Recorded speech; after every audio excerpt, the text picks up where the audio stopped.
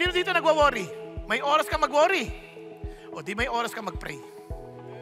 Tama? Sabihin mo kay Lord, mag-pray ka. Now, how would you know that you have prayed? And the peace of God, which surpasses all comprehension. Maaring wala pang nangyari sa sitwasyon mo. But surprisingly, there's a peace na parang lagpas, parang wala na yung issue sa'yo. Wala na yung concern na yun, nabigay mo na sa Diyos. Will guard your heart and mind in Christ Jesus. Yung puso mo, yung isip mo, nabantayan na ng kapayapaan ng Diyos. At ang isip mo, nakatuod na kay Jesus.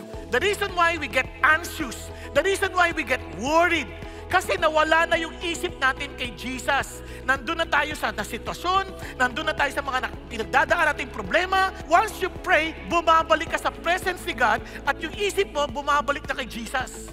Are you following? Pag bumalik na kay Jesus yan, nagkakaroon ka na ng kapayapaan.